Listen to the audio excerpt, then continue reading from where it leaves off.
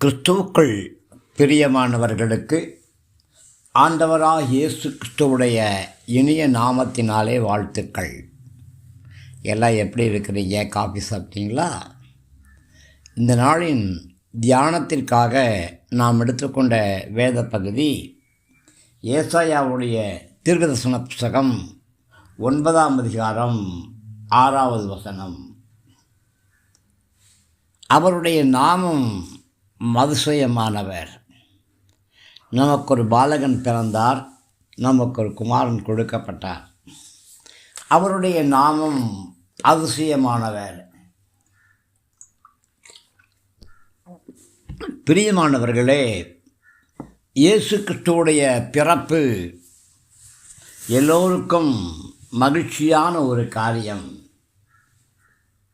மரங்களிலே வெளிச்சங்கள், ஆங்காங்கு வீடுகளிலே, திருச்சபைகளிலே நட்சத்திரத்தின் தோரணங்கள், வெளிச்சல்கள், ஜன்னல்களிலே மெழுகுவர்த்தியின் அலங்காரங்கள், லட்சக்கணக்கான ஒளி விளக்குகள்.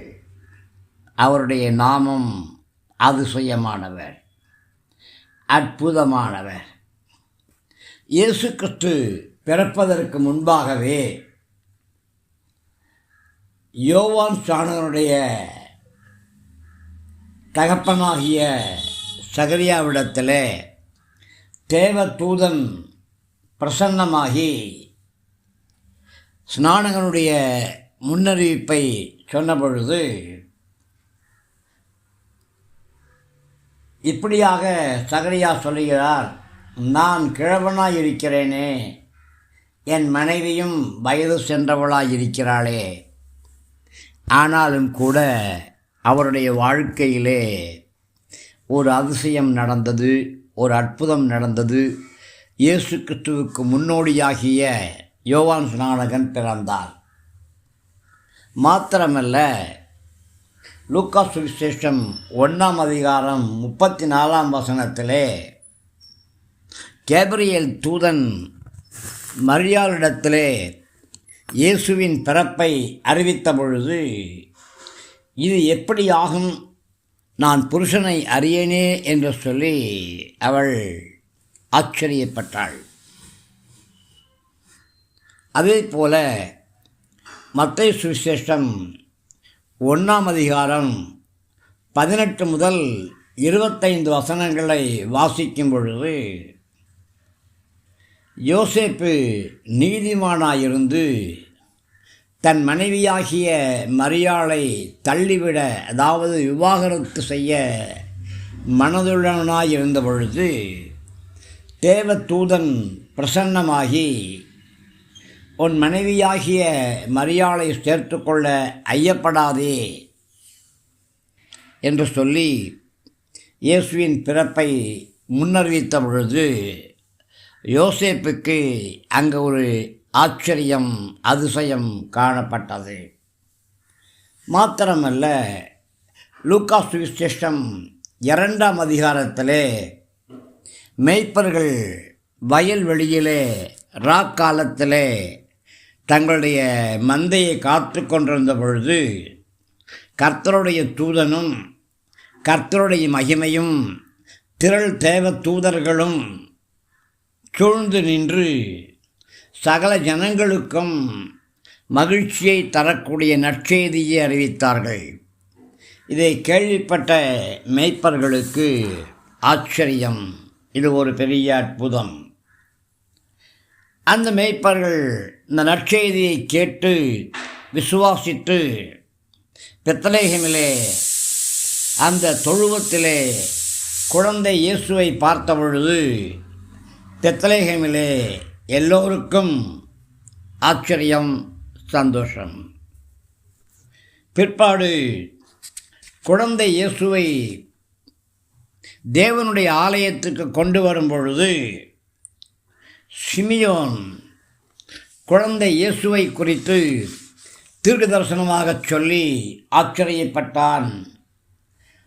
அவரை குறித்து சொல்லப்பட்ட வார்த்தைகளை கேட்டு யோசேப்பும் மரியாளும் ஆச்சரியப்பட்டார்கள் என்று வேதம் சொல்கிறது. அடுத்ததாக தேவ ஆலயத்திலே இரவும் பகலும் ஆராதனை செய்து உபவாசித்து கொண்டிருந்த அன்னாள் குழந்தையாக இயேசுவை குறித்து சொன்ன பொழுது அவர்கள் எல்லோரும் ஆச்சரியப்பட்டார்கள் என்று வேதம் சொல்கிறது. பிரியமானவர்களே, இயேசுவுடைய பிறப்பு எண்ணி முடியாத ஆச்சரியமான தருணங்களை நம்முடைய வாழ்க்கையிலே கொண்டு வந்திருக்கிறது.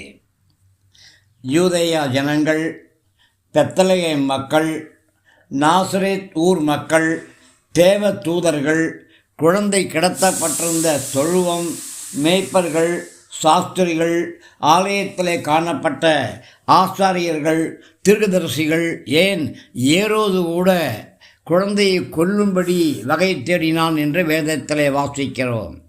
இயேசு பிறந்தது ஒரு பெரிய ஆச்சரியம், அற்புதம். உங்களுடைய வாழ்க்கையிலே இயேசு பிறந்திருப்பாரானால் உங்களுடைய வாழ்க்கையிலே கண்டிப்பாய் ஒரு அற்புதம் நடக்கும், ஒரு ஆச்சரியம் நடக்கும். ஒருவேளை இந்த நாள் வரையிலே உங்களுடைய உள்ளத்திலே இயேசு பிறக்கவில்லை என்று சொன்னால் உங்களுடைய இதயத்தை திறந்து இதய கதவை திறந்து இயேசுவே என்னுள்ளே வாரும், எனக்குள்ளே பிறவும் ஆண்டவரே என்று சொல்லி நீங்கள் அழைக்கும் பொழுது இயேசு உங்களுக்குள் வந்து வாசம் பண்ணுவார். அப்பொழுது உங்களுக்கு அற்புதங்களும் அதிசயங்களும் ஆட்டோமேட்டிக்காக நடக்கும். தேவ கரம் உங்களை ஆசீர்வதித்து வழிநடத்துவதாக. ஆமேன், ஆமேன், ஆமேன். கிறிஸ்துவுக்குள் பிரியமானவர்களுக்கு அபிஷேகம் செய்யப்பட்ட இந்த ரேமா வார்த்தைகள் உங்களுக்கு ஆசீர்வாதமாக இருக்குன்னு விசுவாசிக்கிறேன். தயவாக நம்முடைய ஜீசஸ் பிளஸிங் யூடியூப் சேனலை லைக் பண்ணுங்கள், ஷேர் பண்ணுங்கள், சப்ஸ்கிரைப் பண்ணுங்கள், கமெண்ட் பண்ணுங்கள். உற்சாகமான காணிக்கைகளால் நம்முடைய ஊழியங்களை தாங்குங்க. கிருபை நம் அனைவரோடும் கூட இருப்பதாக. ஆமேன், ஆமேன், ஆமேன்.